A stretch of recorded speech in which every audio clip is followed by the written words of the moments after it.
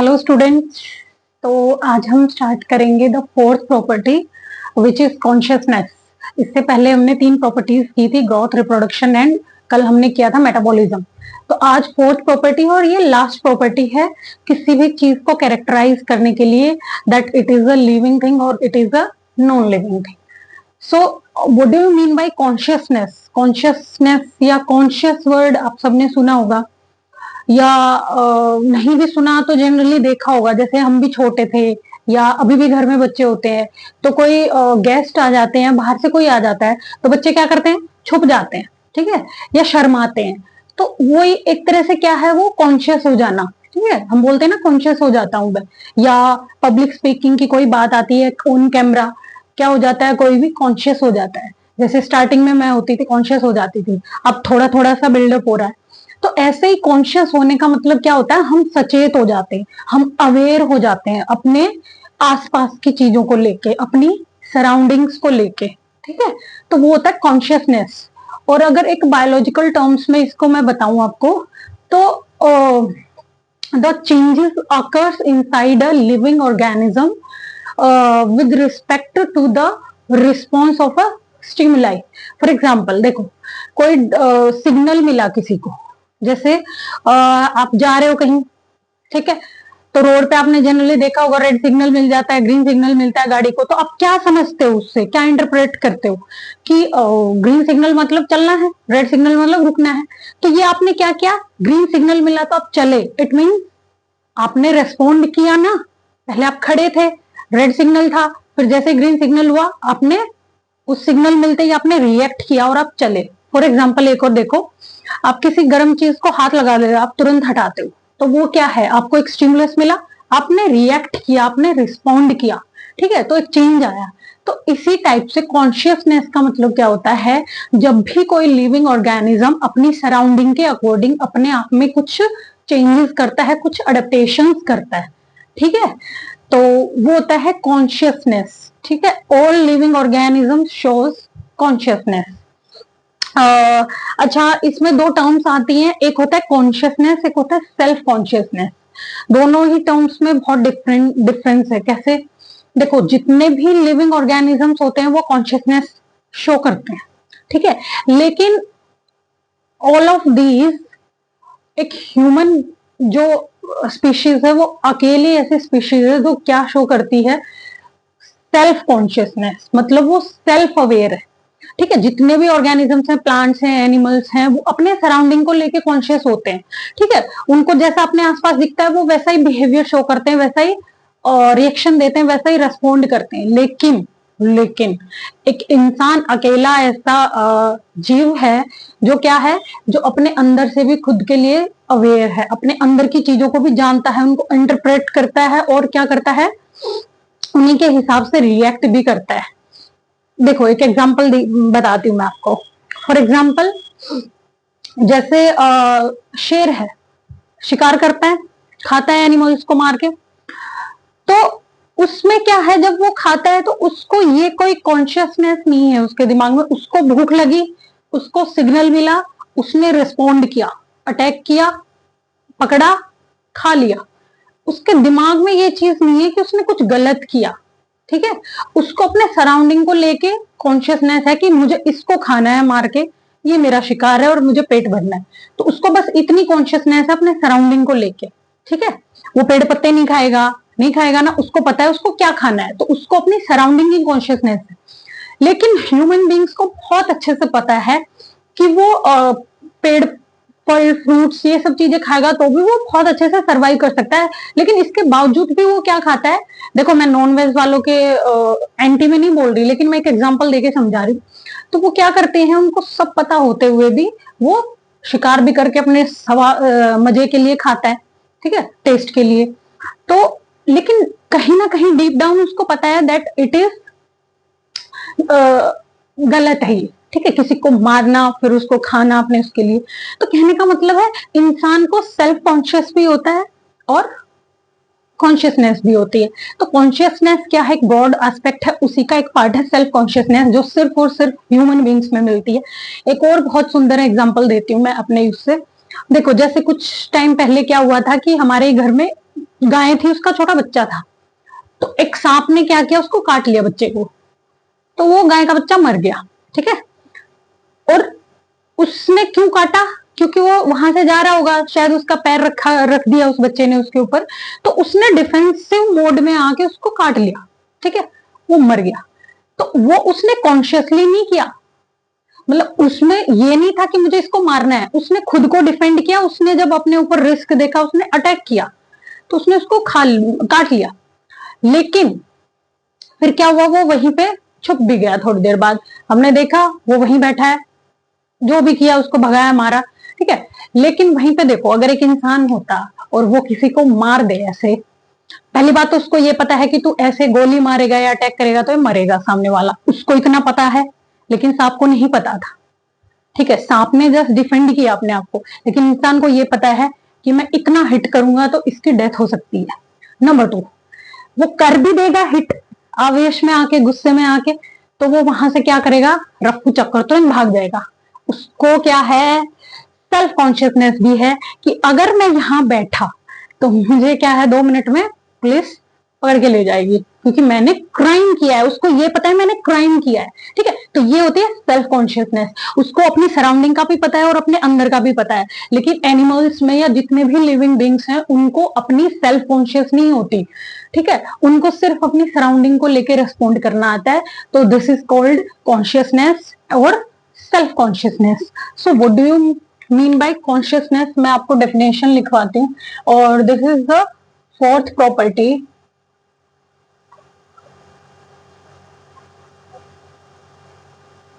Consciousness. ठीक है, तो ये क्या है, changes in the living organisms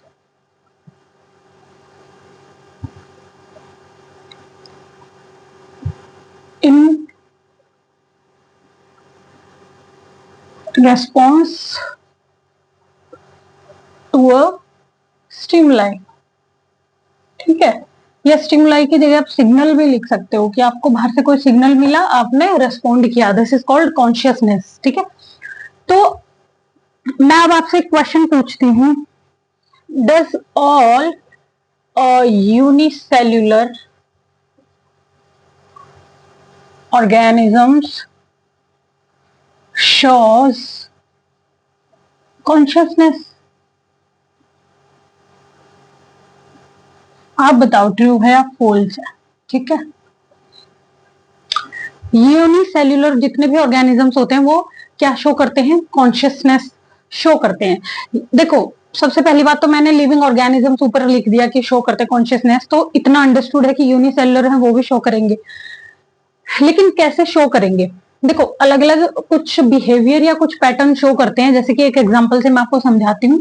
ये पहली बात तो ये ट्रू है, शो करेंगे, बिल्कुल करेंगे, क्योंकि लिविंग है और सारे के सारे लिविंग ऑर्गेनिजम्स क्या शो करते हैं, कॉन्शियसनेस। फॉर एग्जाम्पल एक क्या है, अमीबा। अमीबा बड़ा ही फेमस था, क्या है, यूनिसेल्युलर ऑर्गेनिज्म। ये 2 टाइप की कंडीशंस आ सकती हैं इसके सामने, एक होती है फेवरेबल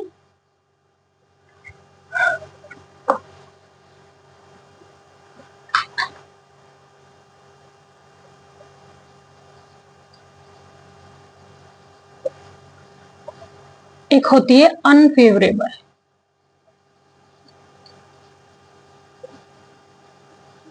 देखो 2 टाइप की कंडीशंस हैं, फेवरेबल या अनफेवरेबल। जैसे हमारे हिसाब से या जो हमें जिसमें अच्छा न लगे वैसे कंडीशंस, और फेवरेबल जिसमें हमें अच्छा लगे, जो हमारे अनुकूल है। ठीक है, तो अमीबा क्या है, यूनिसेल्युलर ऑर्गेनिज्म है, और वो कैसा बिहेवियर शो करता है दोनों ही कंडीशन के अकॉर्डिंग मैं अभी आपको दिखाऊंगी। और बहुत ही अच्छे डिस्टिंक्शन शो करता है ये, कि ये एक क्या है,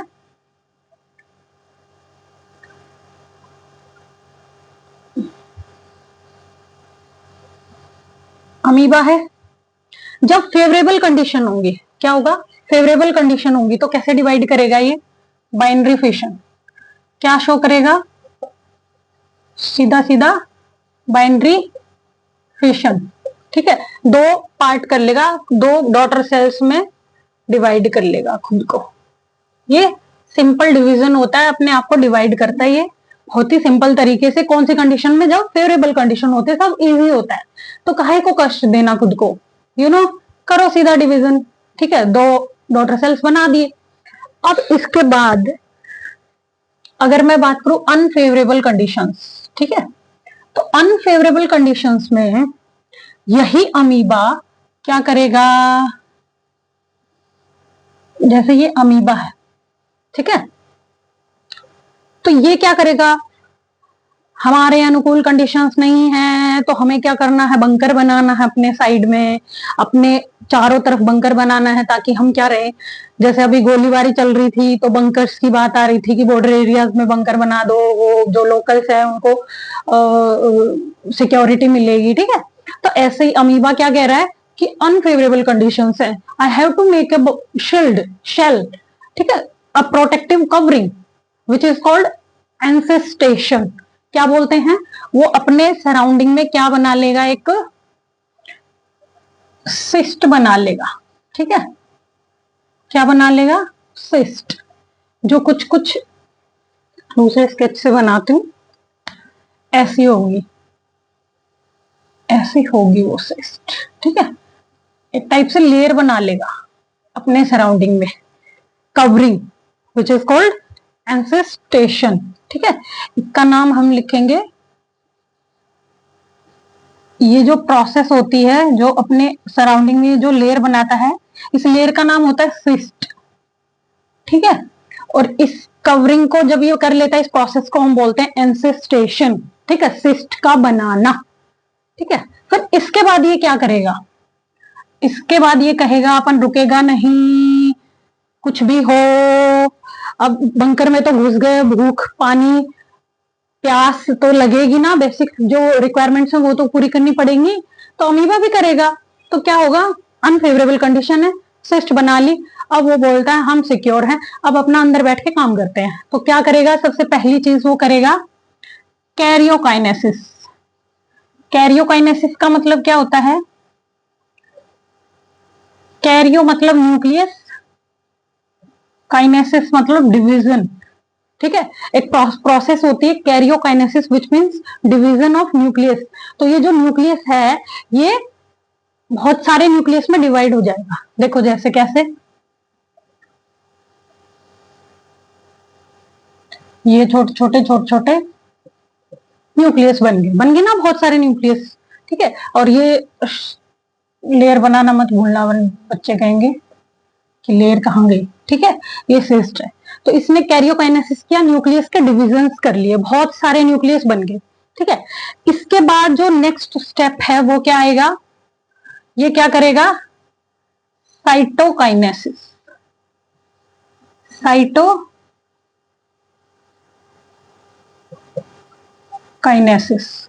साइटोकाइनेसिस का मतलब क्या होता है? Division of cytoplasm. जितना भी इसके अंदर साइटोप्लाज्म होता है, ये ठीक है, सेल के अंदर, ये क्या कर लेगा? सारे न्यूक्लियस थोड़ा थोड़ा बांट लेंगे अपने आप में, एक टाइप से सेल बना लेंगे। ठीक है, तो सारे क्या करेंगे? अमीबा के अंदर जो हैं ये न्यूक्लियस, ये साइटोप्लाज्म, सबने थोड़ा थोड़ा ले लिया। ठीक है, ये हो गया साइटोकाइनेसिस। अब ये देखो कितनी डॉटर सेल्स दिख रही हैं। अब ये कहेगा कि आई एम फुली मैच्योर, और अब हमें फटने का, अब हम बच्चे पैदा करेंगे। जैसे ही फेवरेबल कंडीशंस आएंगी क्या कर देंगे ये? जैसे ही फेवरेबल कंडीशंस आएंगी ये क्या करेगा? फटेगा। ये इतना मोटा हो गया है कि अब ये फटेगा, इसमें से बच्चे निकलेंगे। ठीक है, तो इसी स्टेज को हम बोलते हैं स्पोरुलेशन। ये आगे मैं लिखवाती हूँ कैसे फटेगा। देखो, छोटी छोटी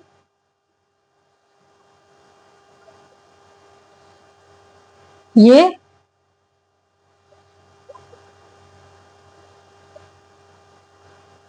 जो अमीबा की जो डॉटर सेल्स है ये बाहर आ जाएंगी ऐसे। ठीक है, और इनको हम क्या बोलते हैं? डॉटर सेल्स को अमीबली, अमीबली। ठीक है, और इस प्रोसीजर को हम क्या बोलते हैं? स्पोर्यू मतलब स्पोर्स का बनना या डॉटर सेल्स का बनना। तो अब ये क्या हुआ, ये सारी डॉटर सेल्स बन गई, फ्री होके अपने आप में एक एक न्यूक्लियस बना, एक एक अमीबा बना लेंगे। तो कहने का मतलब देखो, जब फेवरेबल कंडीशंस थी तो बेचारे ने ज्यादा नाटक नहीं दिखाया, ज्यादा नौटंकी नहीं दिखाए, सीधा अपना बाइनरी डिवीजन किया और अपनी डॉटर सेल्स बना ली। लेकिन अनफेवरेबल कंडीशंस में कैसे सरवाइव करते हैं ऑर्गेनिज्म, देखो कितना सुंदर एग्जांपल है कि पहले अपनी कवरिंग करेंगे, अपने आप को प्रोटेक्ट करेंगे, उसके बाद न्यूक्लियर डिवीजन किया, फिर सेल्स बनाए, फिर डॉटर सेल्स, ठीक है, ये पूरा प्रोसीजर किया। और इसमें सिर्फ दो डॉटर सेल्स मिलती बनती है, इसलिए इसको बाइनरी का मतलब होता है दो, बाइनरी फिशन। और इसमें क्या है, देखो 4-5 कितनी डॉटर सेल्स बनी है। तो ये बहुत ही सुंदर एग्जांपल है किसका, मल्टीपल फिशन, ठीक है, इसको हम क्या लिख सकते हैं, मल्टीपल फिशन। ये जो एग्जांपल है ये किसका एग्जांपल है, मल्टीपल का मतलब होता है बहुत सारे, ठीक है, ऊपर वाला था बाइनरी फिशन और ये किसका एग्जांपल है, मल्टीपल फिशन। इन अब देखो आपको कोई भी पूछे फेवरेबल कंडीशन में अमीबा कैसे रिप्रोडक्शन करेगा, अब कहने का मतलब ये उसने चेंजेस किए ना अपने अंदर, भाई रिस्पॉन्ड तो किया ना, चाहे अनफेवरेबल कंडीशन थी चाहे फेवरेबल कंडीशन थी, हाँ तरीका पैटर्न अलग है। फेवरेबल कंडीशन के टाइम पे बाइनरी डिवीजन किया उसने अपने अंदर, और अनफेवरेबल के टाइम पे कैसा, मल्टीपल फिशन, ठीक है, बहुत सारी डॉटर सेल्स बनाई। तो ये तो अमीबा है जो शो करता है अपना ऐसा बिहेवियर। अब चलते हैं अगले, ये मैंने आपको यूनिसेल्यूलर ऑर्गेनिजम्स के एग्जाम्पल देके समझा दिया कि कैसे रेस्पोंड करते हैं ये, ठीक है। कॉन्शियसनेस का मतलब तो यही होता है कि कोई सिग्नल मिला, स्टिमुलस मिला, उन्होंने कैसे रेस्पोंड किया। अब बात आती है सेकेंड पार्ट, अगर मैं पूछूं कि does plants show consciousness, plant show करते हैं कॉन्शियसनेस, बिल्कुल करते हैं। अगेन मैंने बोला था जितने भी ट्रू लिविंग ऑर्गेनिज्म हैं शो करते हैं, कैसे, अब इसका भी मैं आपको एक एग्जांपल देके समझाती हूँ, ठीक है। जैसे कि एक बहुत ही फेमस एग्जांपल है, आप सबने सुना होगा, मिमोसा।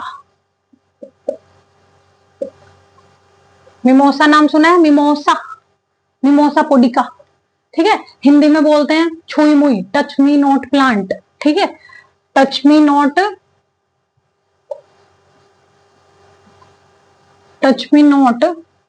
प्लांट होता है ये, ठीक है। छुई मुई का पौधा आपने देखा होगा, उसको टच करते हो तो क्या हो जाता है, मुरझा जाता है।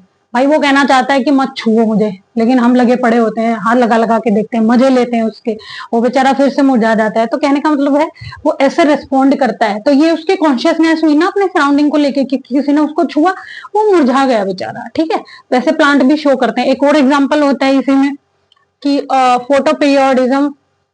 फोटो का मतलब होता है बच्चों लाइट, सनलाइट, ठीक है। पीरियोडिज्म मतलब टाइम पीरियड। तो फोटो पीरियोडिज्म के हिसाब से भी प्लांट्स अपना अलग अलग बिहेवियर शो करते हैं। क्यों, देखो जितनी कई प्लांट्स अलग अलग कैटेगराइज किए गए हैं इसके हिसाब से कि कई प्लांट को क्या चाहिए, फ्लावरिंग करने के लिए, उसमें फूल आने के लिए उसको कम ड्यूरेशन ऑफ सनलाइट चाहिए, कि 2 घंटे की धूप मिल गई चल गया काम। कई प्लांट्स होते हैं उनको लॉन्ग ड्यूरेशन ऑफ सनलाइट चाहिए, कि 8 घंटे की, 10 घंटे की धूप चाहिए जब हम फ्लावरिंग करेंगे, जब हम रिप्रोडक्शन करेंगे। और कुछ होते हैं न्यूट्रल, उनको फर्क ही नहीं पड़ता, ठीक है। तो वो भी एक देखो कितना सुंदर एग्जाम्पल है नेचर में हमारे पास एक कॉन्शियसनेस का, कि प्लांट बहुत अच्छे से जानते हैं कि अब इतनी धूप है, अब लंबे दिन चल रहे हैं, अब जैसे गर्मी आ गई है, दिन बड़े बड़े होते हैं, तो लॉन्ग ड्यूरेशन ऑफ सनलाइट मिलेगा, तो वो प्लांट्स अच्छे से ब्लूम करेंगे, ठीक है। तो प्लांट्स को बहुत अच्छे से पता है कैसे अडेप्ट करना है और कैसे बिहेवियर शो करना है। तो फोटो पीरियोडिज्म के हिसाब से 3 कैटेगरी में डिवाइड किया है प्लांट्स को, कितनी में, 3। एक तो होता है long day plant. Long day plants वो होते हैं, नाम से ही समझ गए होंगे, कि जिनको लॉन्ग आवर्स ऑफ सनलाइट चाहिए फॉर फ्लावरिंग। फिर एक होते हैं short day plant. Short day plants, नाम से ही पता चल रहा है जिनको थोड़े टाइम के लिए क्या चाहिए, धूप चाहिए अपनी फ्लावरिंग के लिए। फिर एक होता है day neutral plant. Day neutral plant के भाई न्यूट्रल है, हमें फर्क ही नहीं पड़ता, धूप निकली नहीं निकली बाढ़ में जाओ, ठीक है। तो एक बहुत अच्छा एग्जांपल आपने सनफ्लावर का भी देखा होगा। सनफ्लावर क्या करता है, सूरजमुखी का जो फूल होता है वो जैसे जैसे सन रोटेट अर्थ रोटेट करती है, सन की डायरेक्शन चेंज होती है, वैसे वैसे अपना चेंज करता जाता है, ठीक है। तो वो कितना सुंदर एग्जाम्पल है, वो भी तो कॉन्शियसनेस है। उसको किसी ने सिग्नल थोड़ी किया या बटन थोड़ी दबाया, वो खुद ही कर रहा है रिएक्ट, ठीक है। तो ये क्या है, this is how the plant shows consciousness. Now will come to the next part which is how animals shows consciousness। बताओ एनिमल्स कैसे शो करते हैं कॉन्शियसनेस, ठीक है। करते हैं या नहीं, पहली बात तो करते हैं, बिल्कुल सही है, 100%, ठीक है, सर्वमान्य सत्य। अब देखो कैसे शो करते हैं, एग्जाम्पल देखो। आप सबने वर्ड सुना होगा, नाम माइग्रेटरी बर्ड्स। माइग्रेटरी वर्ड सबने सुना है, क्या होते हैं माइग्रेटरी बर्ड्स? भाई जो दूसरे देशों से, दूसरे उससे आते हैं उड़ उड़ के इतनी दूर, ठीक है। साइबेरियन वर्ड सबने सुना होगा, ठीक है। तो ये क्या करते हैं, माइग्रेट करते हैं, कि क्या करने के लिए, जैसे कि साइबेरियन बर्ड्स आते हैं इन कियोलाडो नेशनल पार्क, ठीक है, राजस्थान में है ये कियोलाडो नेशनल पार्क। साइबेरिया से साइबेरियन बर्ड्स आते हैं यहाँ पे, साइबेरिया मतलब समझ रहे हो, रशिया से भी ऊपर। तो एंटार्क्टिका और आर्कटिक में उस टाइम इतना लो टेम्परेचर हो जाता है ठंड के टाइम पे, विंटर्स में, कि भाई ये बर्ड्स वहां पे कपलेशन या क्या बोलते हैं, रिप्रोडक्शन कर नहीं पाते, ठीक है। तो उस चीज के लिए इनको क्या करना पड़ता है, इतनी ठंड से बचने के लिए वो माइग्रेट इतनी दूर की ट्रेवलिंग करके अपने राजस्थान के कियोलाडो नेशनल पार्क में आते हैं, और वहां पे वो अपना रिप्रोडक्शन का काम करते हैं, ठीक है, और फिर वापस चले जाते हैं जैसे ही फेवरेबल कंडीशन वहां आती है। तो this is how the plant show consciousness. One more example I will tell you, the desert lizard.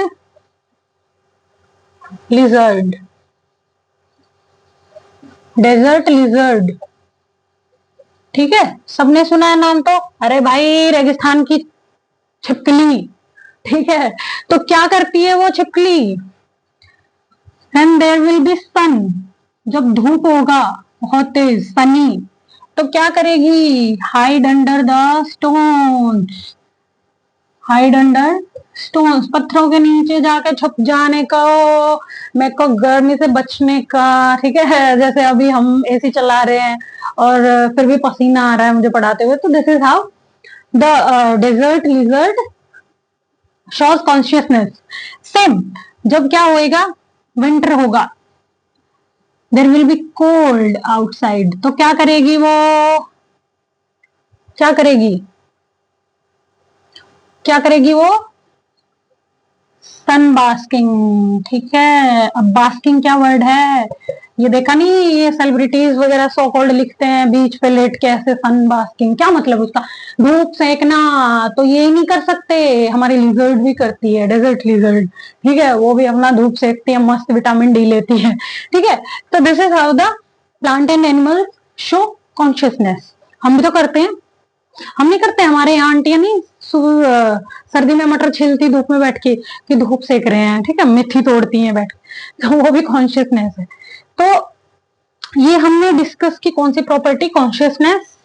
और अब आप मुझे बताओगे कि सारी चीजें मैंने बता दी, तो आप बताओ कॉन्शियसनेस इज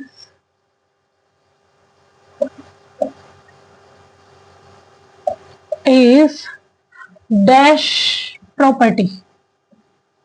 बताओ कैरेक्टरिस्टिक प्रॉपर्टी है या डिफाइनिंग प्रॉपर्टी है। अब मैंने बता दिया, देर इज नो एक्सेप्शन, ठीक है, each and every living being will show the consciousness, जो जिंदा है वो कॉन्शियसनेस शो करेगा, ठीक है। तो इसका मतलब ये कौन सी प्रॉपर्टी हुई, defining property,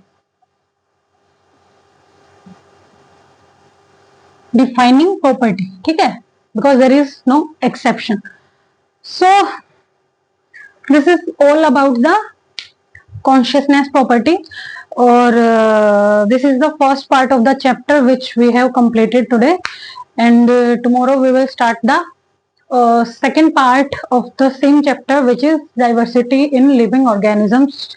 Till then, bye bye, take care, God bless.